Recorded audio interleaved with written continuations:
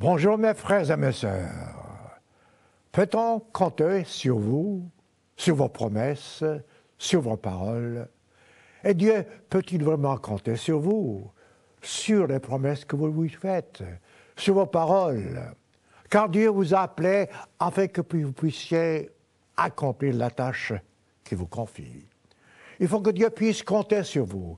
Il faut qu'il puisse vraiment savoir que ce que vous avez promis, vous l'accomplirez. Il faut qu'il puisse savoir que la raison pour laquelle il vous a appelé dans son Église, que vous puissiez vous-même, non pas seulement la connaître, non pas seulement vouloir la faire, mais la faire, l'accomplir. Que Dieu puisse toujours dépendre de vous, de vos paroles. Car Dieu nous a appelés pour une tâche. Cette tâche est importante. Cette tâche n'est pas nécessairement pour nous glorifier, pas du tout. Cette tâche, c'est que nous puissions servir.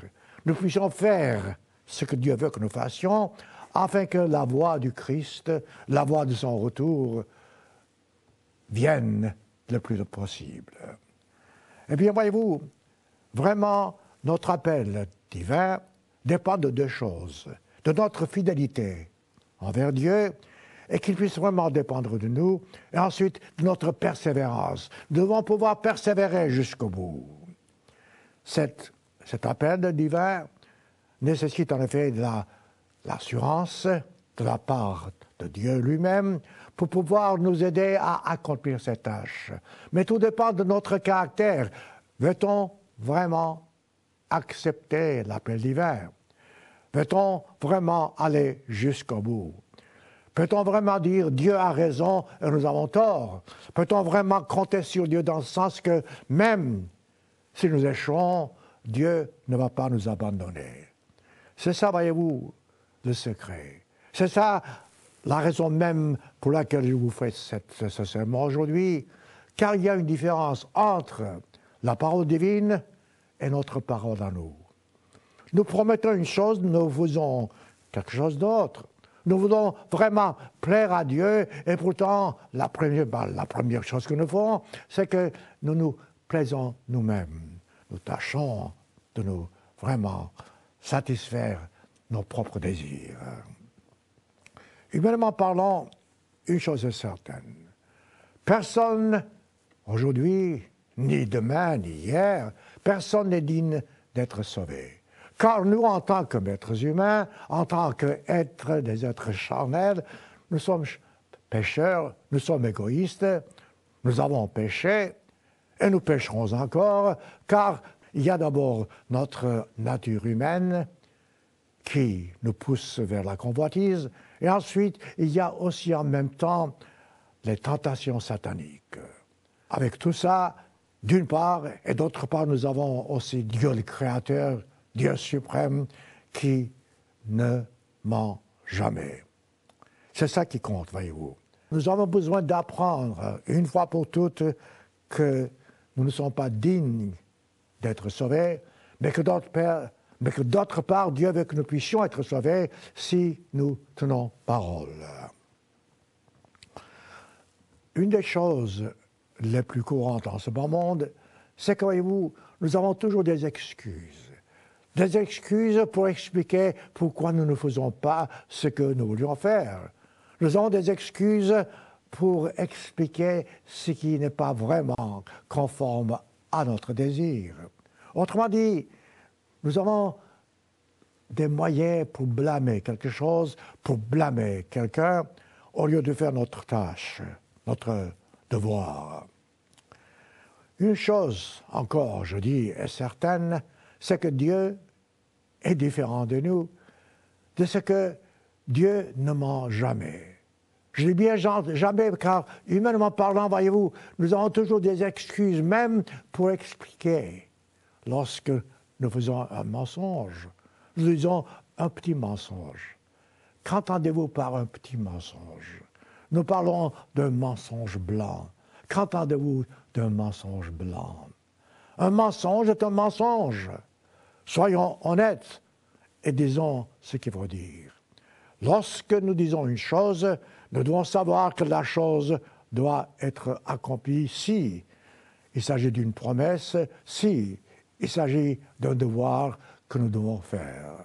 Voilà pourquoi j'ai dit, il faut que nous puissions toujours, non pas seulement dépendre de Dieu, savoir qu'il accomplit toujours ses promesses, que nous-mêmes, nous puissions toujours accomplir nos promesses. Alors, commençons d'abord à savoir, à examiner ce que l'apôtre Paul dit en ce qui concerne la nature divine. Je dis bien divine, car nous savons ce que nous sommes, nous autres humains, nous connaissons peut-être nos fautes, mais le fait est que Dieu est toujours parfait. Dieu ne ment jamais. Voilà pourquoi l'apôtre Paul a écrit dans Tite, chapitre 1, verset 1 à 2, je cite, il dit « Paul, serviteur de Dieu ». Voyez-vous, déjà ce mot « serviteur de Dieu » signifie quelque chose. Que Paul savait pourquoi il avait été appelé, pour être serviteur de Dieu et apôtre de Jésus-Christ, pour la foi des élus. Qui sont les élus? Les élus de Dieu sont vous, c'est moi. Autrement dit, ce que Dieu appelle, ce que Dieu a appelé par le passé, ce sont ceux qui doivent aider à proclamer l'Évangile, à proclamer le retour du Christ, à proclamer la bonté divine et aussi la persévérance, la patience, l'amour de Dieu à travers nos épreuves. Autrement dit, les élus sont ceux qui ont été appelés pour une mission. Une mission nécessite absolument une dépendance. Vous ne pouvez pas avoir une mission et ne pas vouloir l'accomplir. Il faut qu'on puisse compter, il faut que Dieu puisse compter sur vous afin que vous puissiez accomplir la mission qu'il vous a confiée. Alors, je continue. Tite 1, chapitre 1, verset 1 à 2, il dit « Le Dieu est la connaissance de la vérité qui est selon la piété. » Piété, c'est quelque chose, un mot qui n'est pas très facile à savoir, mais piété signifie en même temps une qualité divine dont je vais vous parler dans quelques instants. Alors, une chose est certaine, et je continue, après avoir dit ceci, au verset 2, l'apôtre Paul ajoute, lesquels reposent sur l'espérance de la vie éternelle. C'est quoi l'espérance? Une espérance nécessite absolument une dépendance. Autrement dit, vous ne pouvez pas avoir une espérance si vous ne pouvez pas compter sur quelque chose ou sur quelqu'un. En ce cas précis, vous ne pouvez pas avoir l'espérance si vous n'avez pas vraiment confiance en Dieu. Continuons. Lesquels reposent sur l'espérance de la vie éternelle, promise dès les plus anciens temps. Alors, dès ce moment-là déjà, il y a une condition. Si nous sommes chrétiens, et nous le sommes, nous devons savoir que Dieu a promis dès le commencement quelque chose. C'est quelque chose, c'est la vie éternelle. Et cette vie éternelle nous est promise par un Dieu, comme l'apôtre Paul dit, un Dieu qui ne ment point. C'est ça le titre de mon sermon.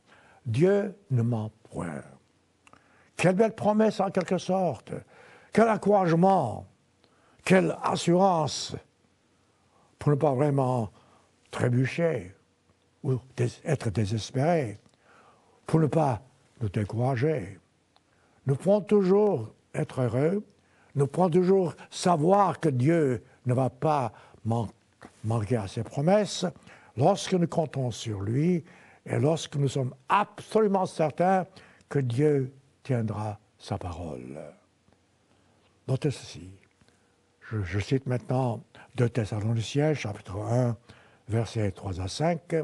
Je prends, voyez-vous, ces versets bibliques afin d'être sûr que nos paroles, nos promesses, nos devoirs doivent être justes et accomplis et que ce soit vraiment tout ça conforme à la volonté de Dieu. 2 Thessaloniciens, chapitre 1, versets 3 à 5. Nous devons, à votre sujet, dit-il, l'apôtre Paul, rendre continuellement grâce à Dieu, comme cela est juste, parce que, il dit, notre foi la foi est quelque chose d'indispensable dans ce que je vous dis, que votre foi, dit-il, fait de grands progrès et que la charité de chacun de vous à l'égard des autres augmente de plus en plus. Là, vous avez déjà des promesses. La charité, c'est l'amour. Notre foi, c'est notre assurance parfaite que Dieu fait ce qu'il a promis. Et ensuite, que nos devoirs sont toujours accomplis en ce qui concerne Dieu. Et la mission pour laquelle nous avons été appelés. Je continue toujours, verset 3, et que chacun de vous tous, à l'égard des autres, augmente de plus en plus. L'apôtre Paul dit que notre amour envers notre prochain doit augmenter de plus en plus. Mais vous ne pouvez pas avoir un amour envers votre prochain si vous ne tenez pas parole, si vous ne faites pas ce que vous devez faire. Aussi dit-il, verset 4, 2 Thessaloniciens chapitre 1 plutôt, verset 4, « Aussi, nous glorifions-nous de vous dans les églises de Dieu à cause de votre persévérance, notez ce mot, persévérance, et de votre foi, notez encore ce mot, persévérance, foi, au milieu de toutes vos persécutions et des tribulations que vous avez à supporter. » Voyez-vous, déjà, Dieu connaît nos sentiments physiques, nos sentiments charnels, nos besoins. Dieu sait que nous aurons des souffrances dans ce bas monde, car Satan, le diable, est toujours encore en liberté. Donc, l'apôtre Paul nous dit que nous devons, nous, absolument être certains qu'au milieu de cette tribulation, de cette persécution, nous avons cette persévérance. Un mot extrêmement important. Persévérer dans ce qui est juste. Non pas à vos yeux, mais toujours aux yeux de Dieu. Donc, persévérez dans tout ce qui est juste aux yeux de Dieu. Ensuite, ayez foi que Dieu sera toujours avec vous. Dieu vous aide et Dieu vous aidera. Dieu vous aime et vous montrera le chemin. Mais le fait est que la plupart du temps, nous sommes trop paresseux. Nous sommes trop, je dirais, charnels. Nous sommes trop égoïstes. Nous faisons ce que nous voulons faire au lieu de faire ce que Dieu nous dit de faire. Voilà pourquoi l'apôtre Paul, dans cet épître-là, des Thessaloniciens, nous montre comment vraiment persévérer au milieu des tribulations et des persécutions. Ensuite, au verset 5, il ajoute, « C'est une preuve du juste jugement de Dieu. » Je m'arrête car, voyez-vous, chacun de ces mots a une grande signification. Ce n'est pas le jugement de quelqu'un, c'est le jugement de Dieu.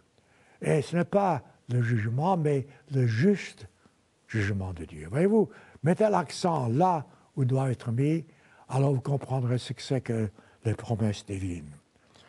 Pour que vous serez, dit-il, digne, voilà, être digne du royaume de Dieu pour lequel vous souffrez. Lorsque vous avez des souffrances, prenez le temps. Et dites-vous, est-ce que je souffre vraiment pour le royaume de Dieu? Si c'est le cas, il y a le courage. Si c'est le cas, allez de l'avant avec force. Si c'est le cas, n'hésitez jamais. Ne vous détournez pas de ce que Dieu veut que vous fassiez. Par exemple, prenez l'exemple d'une onction. Une onction, c'est lorsque vous demandez à un ministre de Dieu de vous joindre d'une maladie. Bon, ce serait ridicule, n'est-ce pas? Si vous vous rendez auprès du ministre, vous dites « Je vous prie de moindre », et si vous n'avez pas foi que Dieu vous guérira, ce n'est pas le ministre qui vous guérit, ce n'est pas l'huile dont il se sert qui vous guérit. Ce qui vous guérit, c'est la promesse divine de vous guérir. Car Dieu tient parole. Car Dieu a dit dans la Bible, dans Jacques chapitre 5, que lorsque vous êtes malade, appelez les ministres de Dieu et ils vous soigneront de l'huile, ils apaiseront les mains sur vous et vous serez guéris.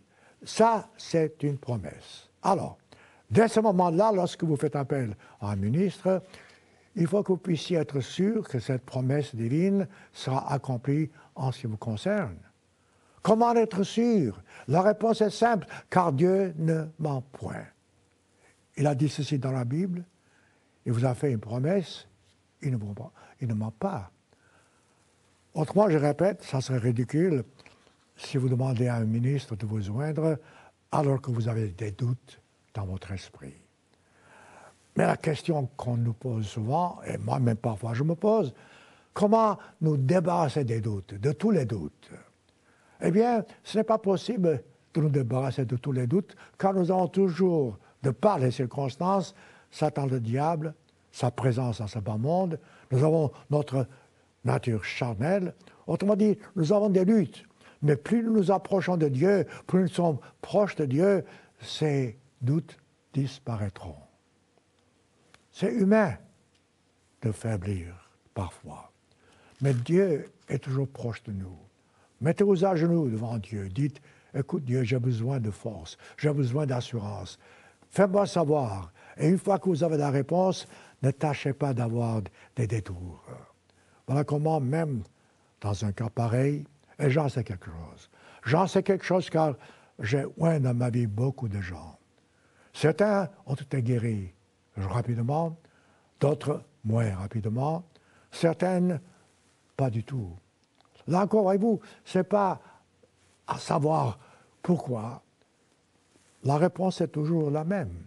Ça dépend de nous, en quelque sorte, de notre attitude, et en même temps, de la façon dont nous prions. En même temps, si nous sommes vraiment absolument convaincus que Dieu tient toujours ses promesses.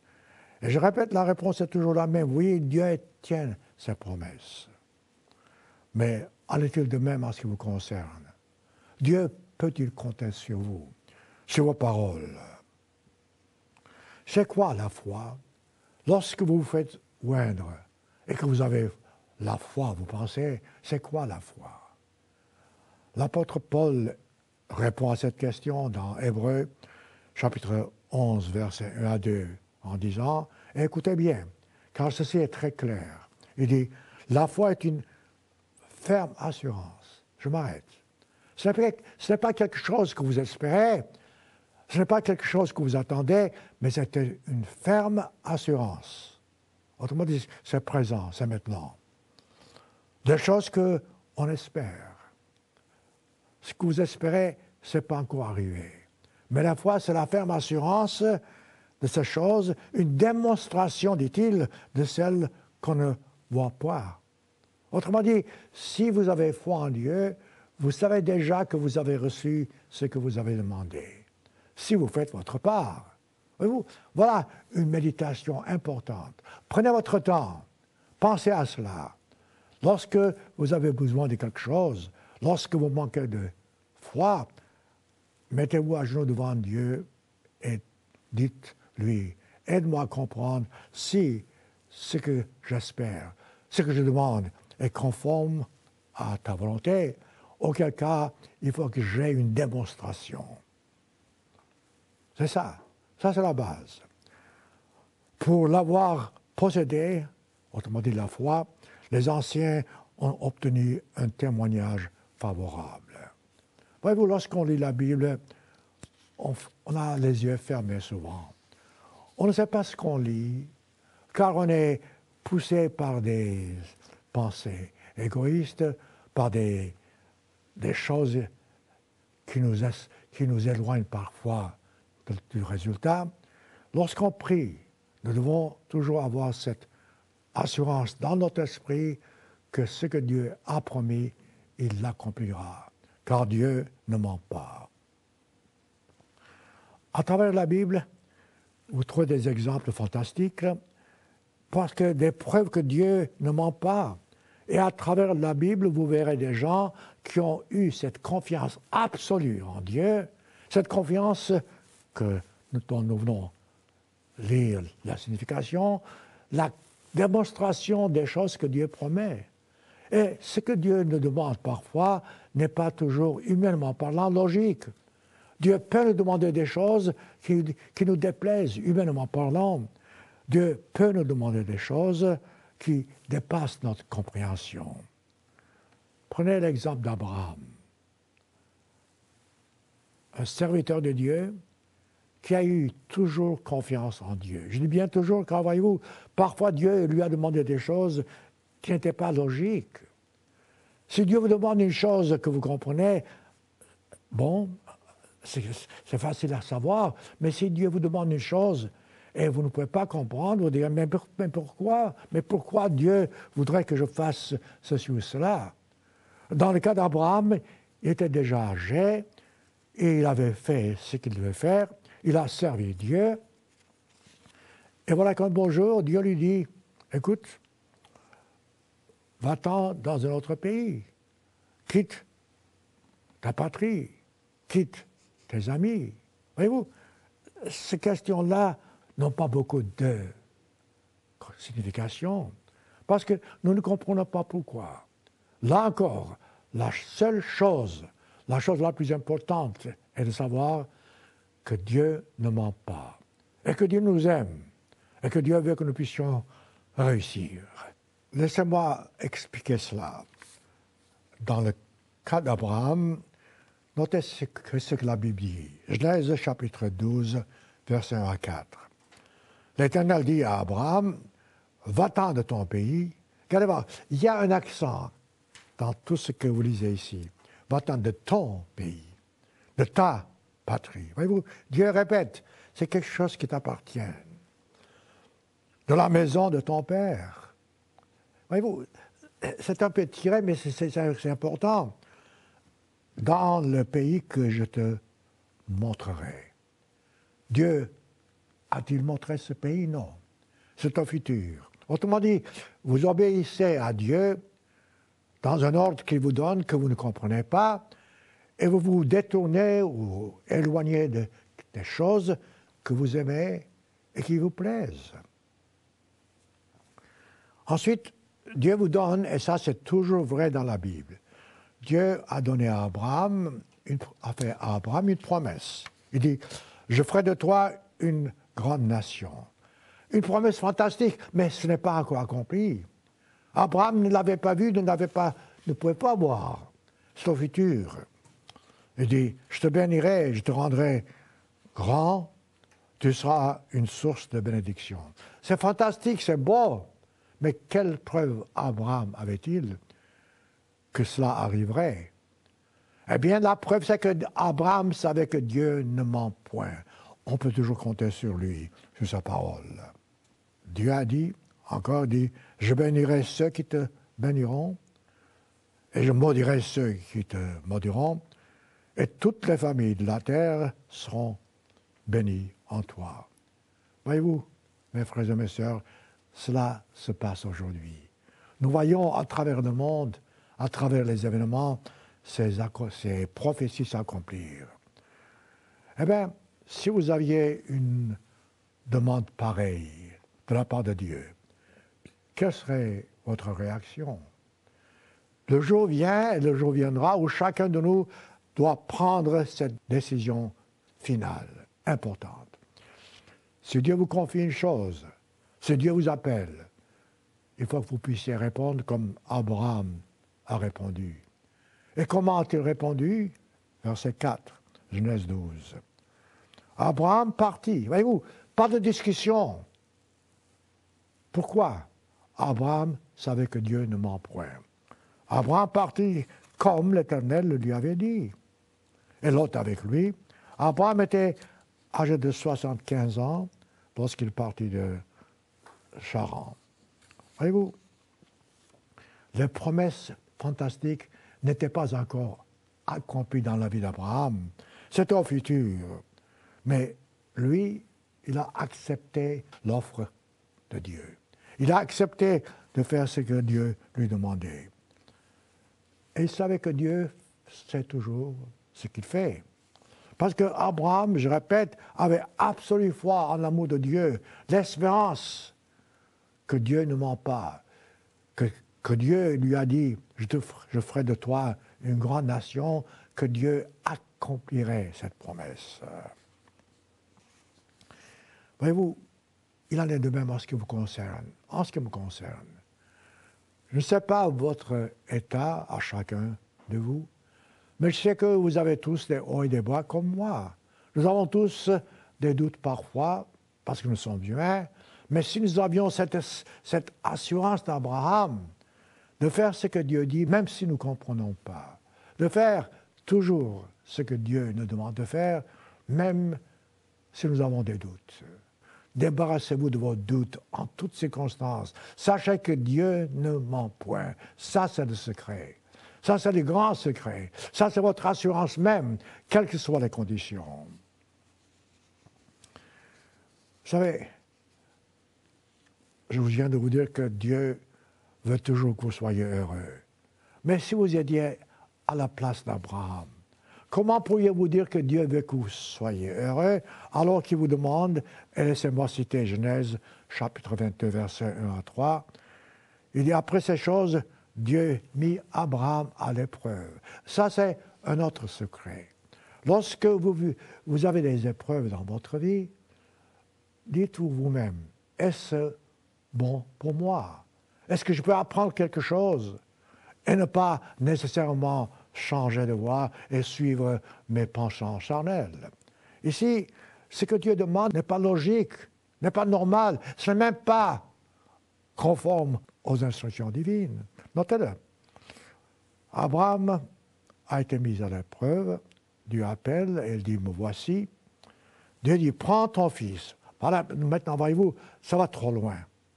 Un Dieu qui nous commande d'aimer les uns les autres, un Dieu qui nous dit que nous devons toujours respecter nos parents ou nos enfants. Il dit, prends ton fils, encore l'accent, il met, regardez voir, ton unique, celui que tu aimes, Isaac, va-t'en au pays et offre-le en holocauste. Regardez voir ça. Mais Abraham, humainement parlant, aurait toutes les raisons du monde de dire non, je ne peux pas. Parce que tu as dit toi-même que nous ne devons pas tuer. Alors comment veux-tu que moi, je tue mon enfant? Voyez-vous, ce n'est pas logique. Non, humainement parlant, ce n'est pas logique. C'est même contre la volonté de Dieu, mais Abraham savait que Dieu ne ment pas et que c'était quelque chose que Dieu demandait peut-être justement pour le mettre à l'épreuve, je ne sais pas. Toujours est-il qu'Abraham, verset 3, se leva de bon matin, sella son âne, prit avec lui 2 serviteurs et son fils Isaac, il fendit de bois, autrement dit, il avait tout ce qu'il devait faire pour l'Holocauste. Et partit pour aller au lieu que Dieu lui avait dit. Je m'arrête. Je ne sais pas quelles étaient les pensées d'Abraham, mais sachant que d'Abraham, un serviteur fidèle de Dieu, et que Abraham était convaincu que Dieu l'aime et que Dieu aime son fils, Abraham est parti peut-être en ayant dans son esprit que Dieu ne ferait pas ceci, n'accomplirait pas cette demande. Je ne sais pas comment, mais je suis certain que Abraham, lui, avait une raison pour obéir sans discuter. Parce que le reste du chapitre explique cela. Lorsque Isaac a dit « Où est l'agneau ?» Qu'est-ce que Dieu a dit? Il a dit « Dieu le fournira ». Voyez-vous, il avait ça déjà dans sa tête. Non, mais enfin, quel que soit le cas, je répète, nous devons avoir cette attitude envers Dieu, cette confiance, cette assurance que Dieu nous aime et que Dieu ne ment pas. Abraham est un exemple.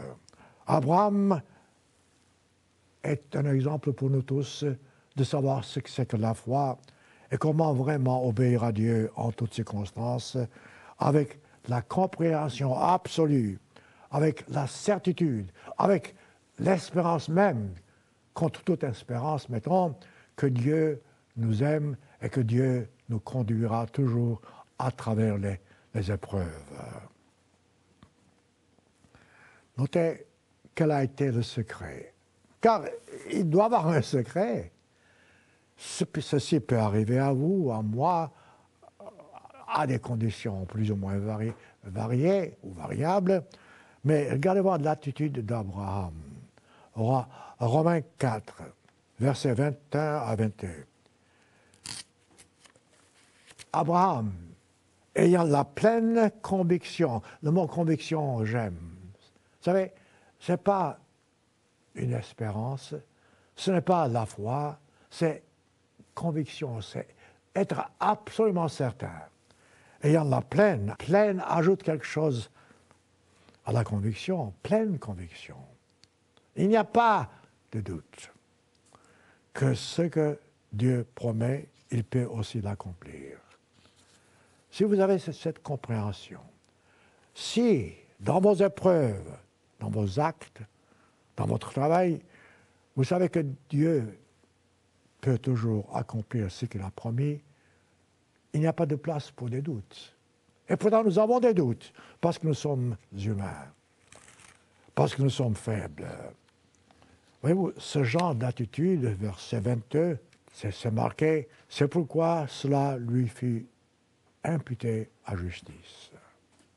Voilà l'attitude, voilà le sujet de cette prière d'Abraham, de ce sermon même d'aujourd'hui, lorsque je dis Dieu ne ment point, bien que parfois les circonstances nous créent des doutes autour de nous.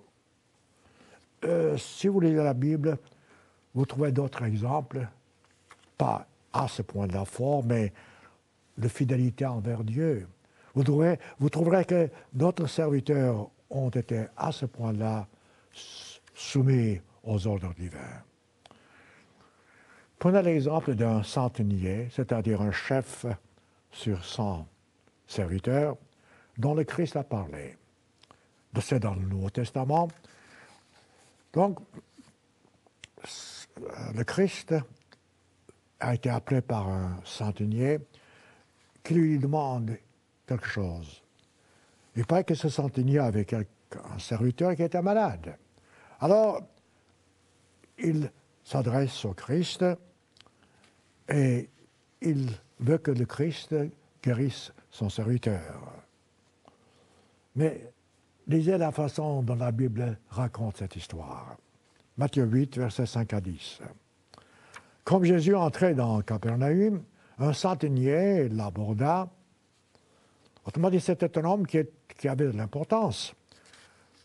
Le priant, disant, « Seigneur, allez voir cette foi, cette assurance. Mon serviteur est couché à la maison, atteint de paralysie. C'est grave. Elle souffre beaucoup. » Autrement dit, il demande que Jésus fasse quelque chose.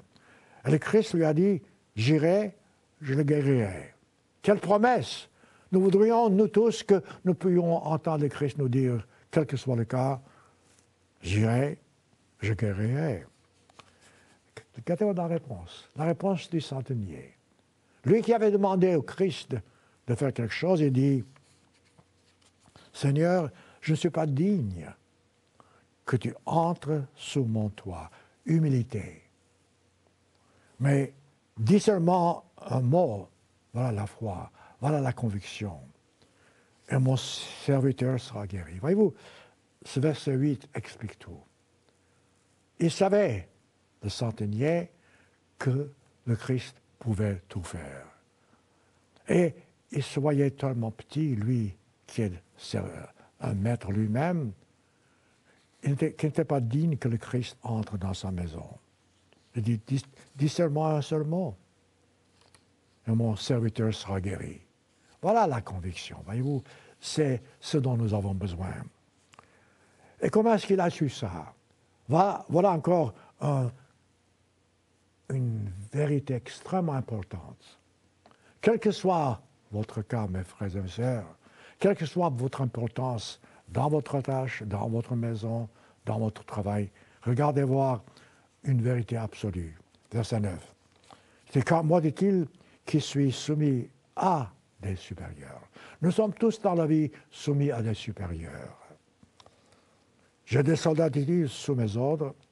Je dis à l'un, va, et il va. À l'autre, il vient, et il vient.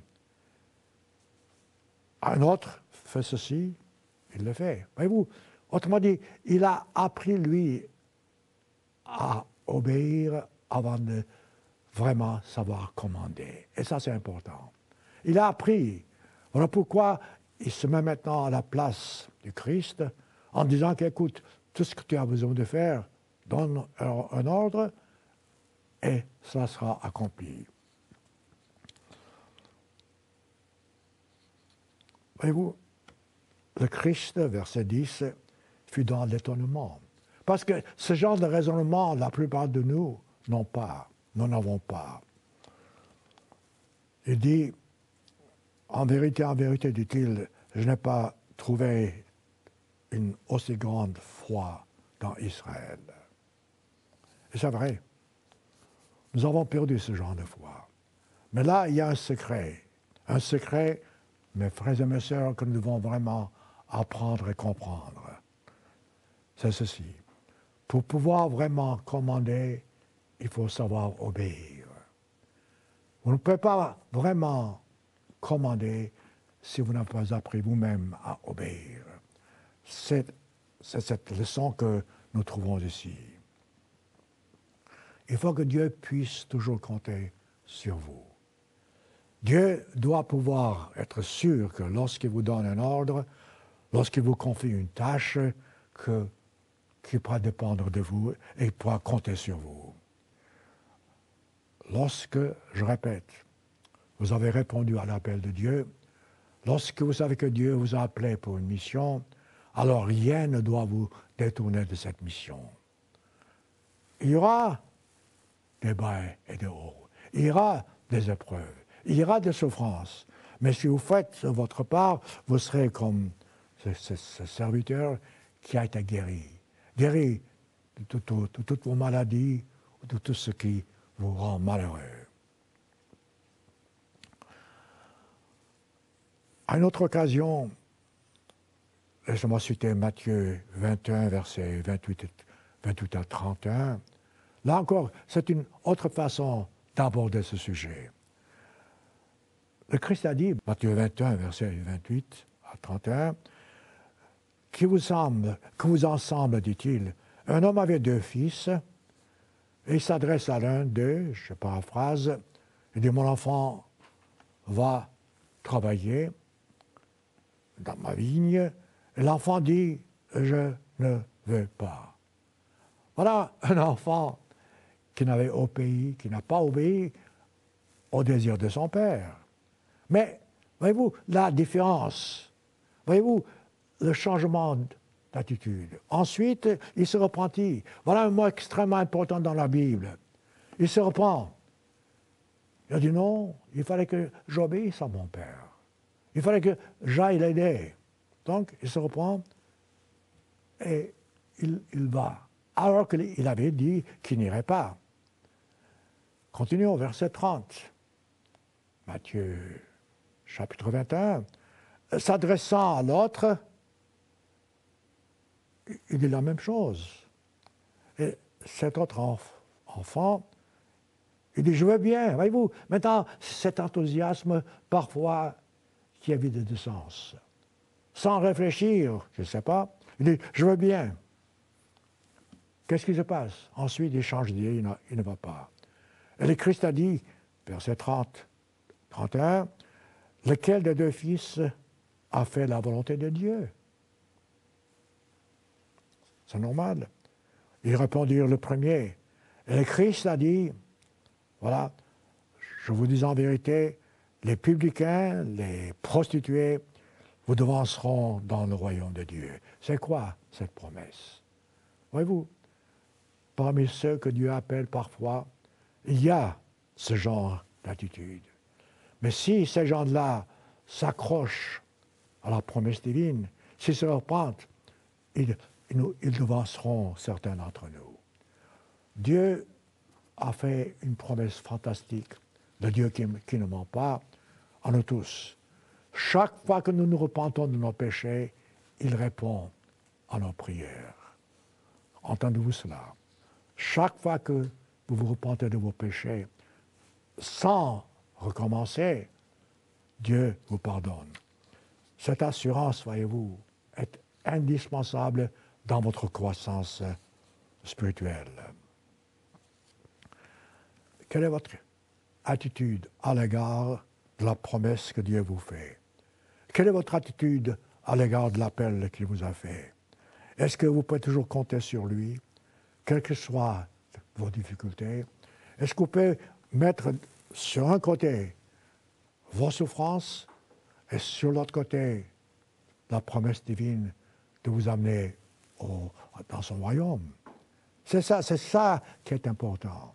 C'est cette assurance, cette conviction dont vous avez besoin pour savoir, et savoir que vous savez que Dieu ne ment point, que Dieu ne ment jamais. Il y a des gens qui disent « Oh, j'ai pleine confiance en Dieu, j'aime Dieu », mais en réalité, ils n'aiment pas Dieu parce qu'ils n'aiment pas toujours leur prochain. Autrement dit, savoir aimer son prochain, c'est savoir comment l'aider, mais non pas nécessairement faire sa volonté ou votre volonté à cet égard. Notez ce que le Christ a dit. Si vous dites que vous aimez Dieu et que vous n'aimez pas votre prochain, il dit 1 Jean chapitre 4 verset 20 à 21. 1 Jean 4 20 à 21. Si quelqu'un dit « j'aime Dieu » et qu'il haïsse son frère, c'est un menteur. Car celui, dit-il, qui n'aime pas son frère, qu'il voit, comment peut-il aimer Dieu qui ne voit pas? Et ensuite, il nous donne un commandement. Il dit que celui qui aime Dieu aime aussi son frère. Ce sont des paroles intéressantes car souvent, c'est ce manque de compréhension qui crée dans notre vie nos difficultés. Dieu parfois nous met à l'épreuve, certes. Dieu parfois nous laisse choisir, certes. Mais peut-être que si vous avez cette compréhension, si vous cherchez la volonté de Dieu, et si vous faites humble, dans ce cas-là, Dieu vous répondra. Rappelez-vous toujours la raison pour laquelle vous avez été appelé à son travail, à sa mission. Parfois, les décisions prises, même au sein de l'Église, ne nous plaisent pas. Souvent, nous ne comprenons pas pourquoi les décisions sont prises. Si vous faites votre part, si vous comptez sur Dieu, car c'est Dieu, en fin de compte, qui est en charge, et vous savez que Dieu ne ment pas, dans ce cas-là, changez votre attitude, changez votre façon de comprendre les choses. Laissez Dieu agir. Vous savez, dans mon ministère, et j'étais ministre assez longtemps, j'ai vu tellement de circonstances où les gens se demandent, mais pourquoi Dieu permet ceci ou cela dans son Église? Eh bien, si vous laissez le temps pour vous, pour comprendre, vous verrez qu'en fin de compte, la réponse viendra. Que Dieu permet ces choses comme il a permis dans le cas d'Abraham ou des autres serviteurs. Faites confiance à Dieu, car Dieu ne ment pas. Laissez-le agir, laissez-le faire ce qu'il veut faire. Mais vous, faites votre travail, votre part. Rappelez-vous toujours, un serviteur qui sait obéir, ce serviteur peut aussi sait commander. Continuons. L'une des paraboles dans la Bible se trouve dans Matthieu 25, où le Christ a parlé justement des serviteurs. Et nous sommes des serviteurs. Il nous a fait, le Christ, une promesse. C'est que nous puissions entrer dans son royaume. Mais il nous a confié une tâche à chacun de nous. Quelle que soit la tâche que vous avez, faites votre part, je vous prie. N'enviez pas la part de quelqu'un d'autre. Ne soyez pas jaloux. Faites votre part, si minime soit-elle. En fait, je vous assure, d'après ma compréhension, que ceux qui ont la moindre responsabilité seront peut-être très grands dans le royaume s'ils font leur tâche, leur devoir avec honnêteté, conviction et absolue confiance que Dieu ne ment pas. Revenons à Matthieu 25, en ce qui concerne comment servir Dieu. Comment Dieu peut-il nous juger dans le travail qu'il nous a confié? Comment pourrons-nous, lui donner satisfaction? Matthieu 25, verset 14. Il en sera de même, dit-il, c'est le Christ qui parle, d'un homme, là, c'est lui dont il parle lui-même, il dit, qui, partant pour un voyage, car il est mort, il reviendra, appela ses serviteurs et leur remit ses biens. Autrement dit, il a confié une tâche à nous tous à accomplir. Il donna 5 talents à l'un, 2 à l'autre, un au troisième. Dès ce moment-là, les gens diront, ah là là, c'est pas juste. Pourquoi 5? Pourquoi 2? Pourquoi 1? La réponse est dans la phrase suivante. Chacun selon sa capacité. Voyez-vous, voilà la bonté divine. Voilà la justice divine. Vous n'avez pas reçu, vous, trop pour ne pas accomplir ce que Dieu veut que vous accomplissiez. Mais si vous pouvez vraiment faire de votre mieux avec tout ce que vous avez reçu, alors là, vous serez sur le bon chemin. Et vous devez pouvoir faire parce que Dieu vous a donné selon votre capacité. Une fois que vous avez ça en tête et que Dieu ne ment point, alors vous êtes sur le bon chemin. Qu'est-ce qui se passe? Celui qui avait reçu 5 talents, verset 16, il gagne 5 autres talents. De même, celui qui avait gagné 2 talents, il en gagne 2 autres. Mais celui qui n'avait reçu qu'un seul, verset 18, qu'est-ce qu'il fait? Il va enterrer dans la terre et cacher l'argent de son maître. Vous pouvez voir les attitudes. Qu'est-ce qui se passe longtemps après? Et ça, c'est le retour du Christ maintenant, parce que c'est lui, l'homme, qui était parti en voyage. Il demande maintenant à ses serviteurs de rendre compte de ce qu'ils ont fait. Verset 20. Celui qui avait reçu 5 talents s'approche de lui et dit, voilà 5 autres talents que j'ai gagnés. Quelle a été? Donc, la réponse du Christ. Il voit un serviteur qui avait reçu 5 talents et il en gagne 5 autres. Son maître lui a dit, verset 21, là encore, je voulais tellement analyser ces paroles, mais tâchez de comprendre. Vous êtes, la plupart d'entre vous, dans l'Église. Vous connaissez ces vérités. Le maître a dit, c'est bien, bon et fidèle serviteur. Si jamais Dieu vous appelle un jour, bon et fidèle serviteur, vous avez déjà gagné, entre guillemets, gagné votre salut. Et tu as été fidèle en peu de choses. Et c'est pas grand-chose, 5 talents. Mais le Christ a dit, tu as été fidèle en peu de choses, je te confierai beaucoup. Ce beaucoup peut être beaucoup plus que vous le pensez. Voilà maintenant la promesse importante, entre dans la joie de ton maître. Comprenez-vous cette phrase? La joie de ton maître, c'est le salut. C'est être dans le royaume de Dieu. C'est être fils de Dieu éternellement. C'est en cela que vous entrez. Celui qui avait gagné 2 talents, ce n'était pas 5, c'était 2, reçoit exactement la même promesse. Parce que lui avait reçu aussi selon sa capacité. Donc, les deux, que ce soit 5 ou 2 talents, ont reçu les mêmes promesses. Le Christ a dit, entre dans la joie de ton maître. C'est beau. J'espère qu'un jour j'espère qu'un jour moi, nous pourrions entendre dire, entre dans la joie de ton maître. Mais voyez-vous, celui qui n'avait pas fait quelque chose, celui qui avait reçu un seul talent, il avait la capacité de faire valoir son seul talent, le Christ savait. Mais celui-ci a cherché des excuses, a cherché des explications, a cherché des raisons pour lesquelles il n'a pas fait ce qu'il devait faire. La plupart du temps, lorsque vous manquez à votre devoir, c'est parce que vous cherchez des excuses. C'est parce que vous êtes jaloux. C'est parce que vous êtes paresseux. Regardez voir.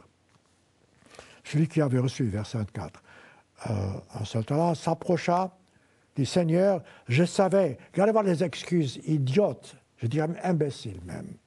Je savais que tu es un homme dur. Comment le savait-il? Comment le savait-il? Comment savez-vous que le Christ est dur? À travers la Bible, vous voyez la bonté divine. À travers les promesses du Christ, vous voyez sa bonté. Cet homme-là cherche des excuses, que tu es dur.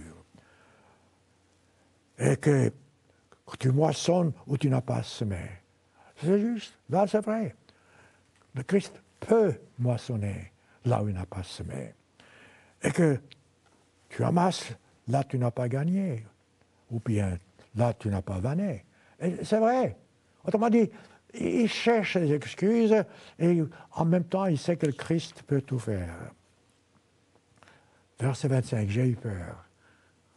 Vous avez cette attitude, il est normal que vous ayez peur. Mais l'attitude est mauvaise parce que ce qu'il dit n'est pas juste. Dieu n'est pas dur. Dieu lui a confié un seul talent parce qu'il savait que cet homme-là pouvait faire valoir ce seul talent. J'ai eu peur. Dans la Bible, chaque fois que vous avez ce mot peur, tâchez d'analyser. Chaque fois que quelqu'un ne fait pas ce que Dieu lui dit de faire, c'est quelqu'un a peur. Ça a commencé avec le premier couple.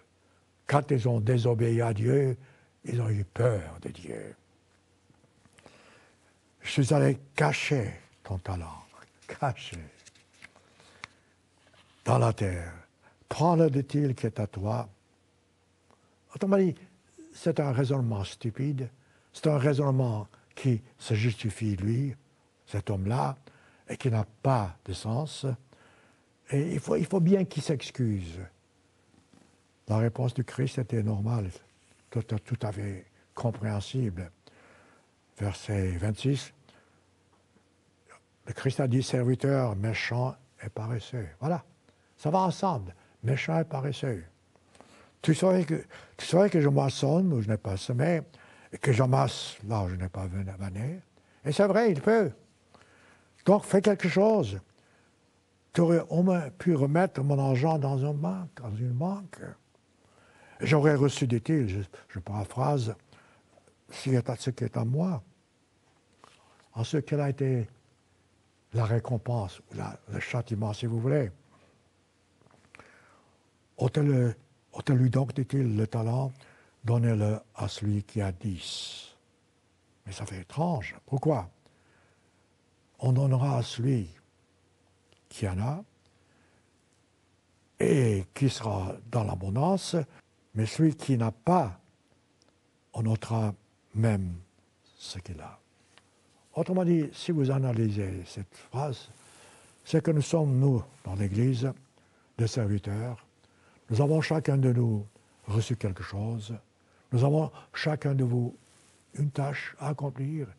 Quelle que soit cette tâche, si nous l'accomplissons, nous serons bénis. Et nous serons davantage équipés pour mieux travailler. Mais si nous ne faisons pas notre part, nous perdons même ce que nous avons. C'est ce que le Christ dit.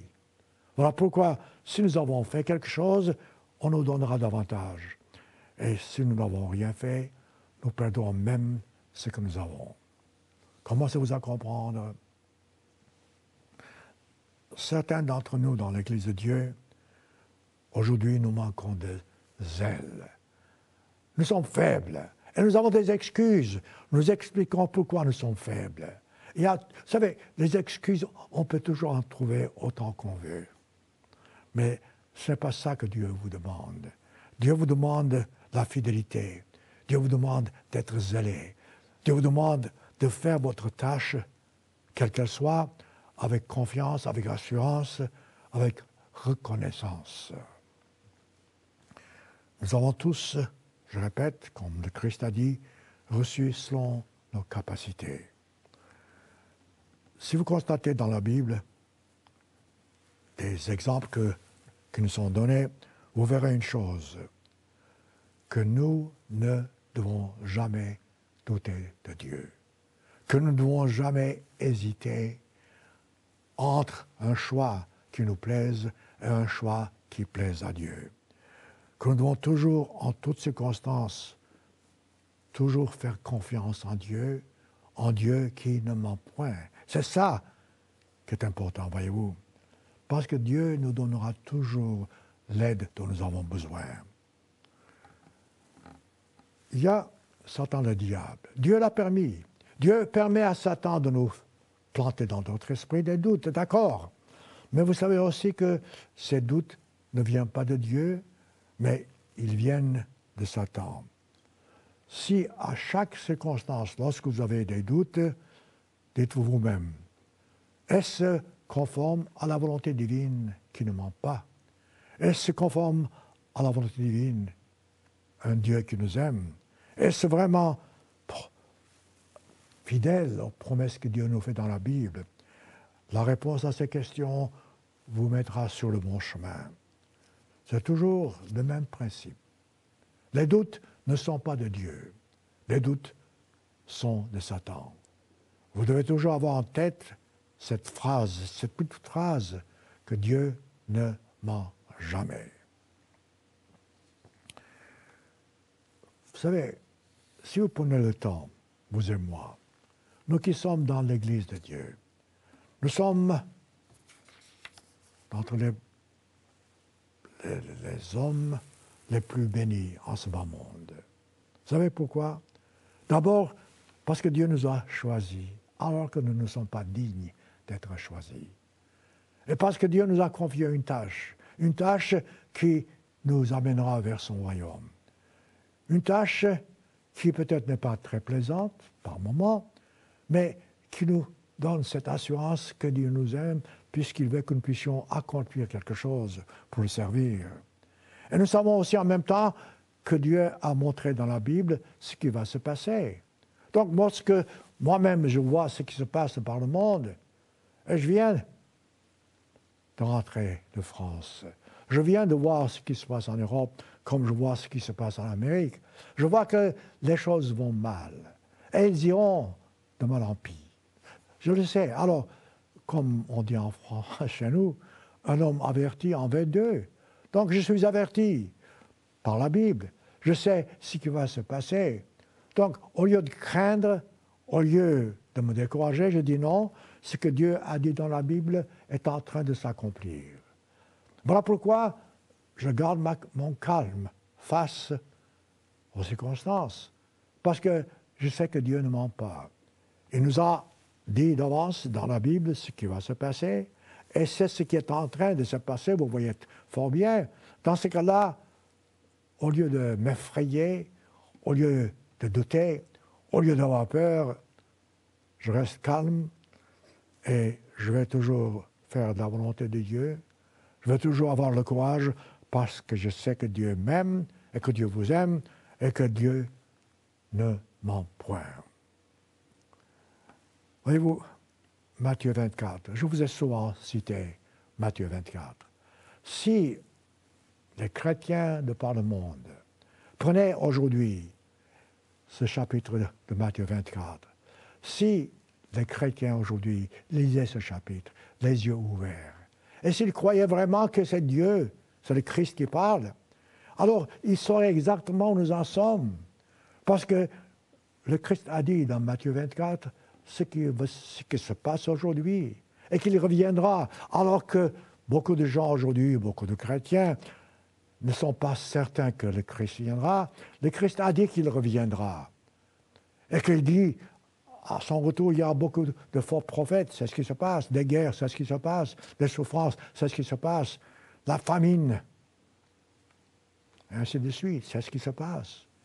Donc, pourquoi craindre une chose alors que le Christ nous a dit d'avance que ça va se passer?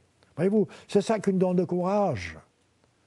Alors, certes, nous devons faire notre part, nous devons être raisonnables, nous devons prendre les précautions nécessaires, mais ne pas craindre. Parce que dans Matthieu 24, le Christ nous dit que ces choses vont arriver et nous dit comment y échapper. Dans ce cas-là, voyez-vous, je me sens à l'aise. Je suis confortable. Je sais que Dieu m'aime et je sais que Dieu vous aime parce que nous avons cette assurance, cette compréhension de ce qui va se passer. Et que nous pouvons toujours compter sur un Dieu qui ne ment pas. Je répète, ce sont peut-être de simples paroles, mais ce sont des paroles puissantes. C'est la seule façon d'avoir une conviction absolue en Dieu. Les événements s'aggravent, mais notre foi ne doit pas diminuer. Les événements deviennent de plus en plus pires, mais notre assurance sur la promesse divine ne doit pas diminuer. Ce qui compte, voyez-vous, ce qui compte vraiment en toute chose, c'est que notre vie ne dépend pas de ce qui se passe, notre vie ne dépend pas des autres, notre vie dépend du Christ, de Dieu, un Dieu qui nous aime, un Dieu qui veut nous sauver. Mais ce Dieu a aussi fait des promesses qui ont besoin d'être respectées. Souvent, et j'ai vu même dernièrement en France, des gens qui aiment Dieu, des membres de l'Église même, qui aiment Dieu, mais qui mettent la priorité en ce qui concerne l'obéissance à leurs désirs, leurs parents, leurs propres désirs, ou bien d'autres choses. Le Christ a dit dans Matthieu chapitre 10, si vous aimez les vôtres, votre père, votre mère, vos fils, je ne sais pas quoi, vous n'êtes pas digne de moi. Si vous ne prenez même pas, mettons, vos fardeaux, vous n'êtes pas digne de moi. C'est ça, c'est là où nous faiblissons. Mes frères et mes sœurs, ce qui est en ce bas monde est toujours passager. Ce qui est un amour même envers quelqu'un, envers qui que ce soit, c'est bien, il faut le faire, mais c'est passager. L'amour qui compte, c'est l'amour divin, qui n'est pas passager. C'est l'amour du Christ qui a donné sa vie pour les autres. Voyez-vous, si nous avons ce genre d'assurance, les choses seront différentes dans notre vie. Au Christ, voyez-vous, le Christ a dit dans Matthieu 24, toujours, versets 45 à 47, il dit, « Quel est d'entre vous, dit-il, serviteur fidèle et prudent, que son maître, le Christ, a établi sur ces gens-là pour leur donner la nourriture au temps convenable. » Nous recevons tous la nourriture au temps convenable et nous devons nous-mêmes aider les autres à partager cette nourriture. Heureux dit-il ce serviteur, regardez cette promesse encore, ce serviteur que son maître à son arrivée trouvera faisant ainsi. Voilà une promesse que ce que le Christ vous promet, vous ne pouvez pas dire « j'ai accompli ». Vous ne l'aurez jamais accompli jusqu'à ce que votre vie vienne à son terme. Autrement dit, persévérez jusqu'au bout. Ensuite, il dit, je vous dis en vérité, il l'établira sur tous ses biens. Voilà, le Christ nous promet de nous établir sur tout ce qu'il nous a donné. Voyez-vous, ce sont des choses fantastiques. Je me rappelle dans ma vie, le ministre, les employés, les ouvriers que nous cherchions. Et je me rappelle un chef dans le bureau qui a dit, lorsque quelqu'un se présente pour un travail, certes, je veux être sûr qu'il est capable d'accomplir ce travail, mais avant tout, je cherche si cet individu est fidèle. Si je peux compter sur lui, si je peux compter sur sa parole. Si, par exemple, je peux compter que ce qu'il promet de faire et qu'il m'obéit, qu'il suit mes ordres, je peux compter moi-même sur lui. Et c'est vrai, les employés, les serviteurs les plus effectifs sont ceux qui sont fidèles et qui font leur part avec reconnaissance, avec fidélité, non pas pour recevoir quelque chose, mais pour donner quelque chose. Car c'est ça, la signification du mot serviteur. Un serviteur signifie quelqu'un qui sert.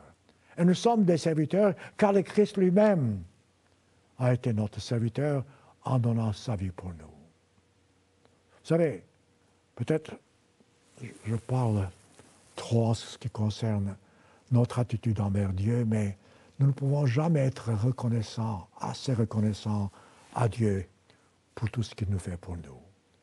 Et parfois, nous hésitons, car nous n'avons pas cette conviction absolue que Dieu vraiment est capable de tout faire.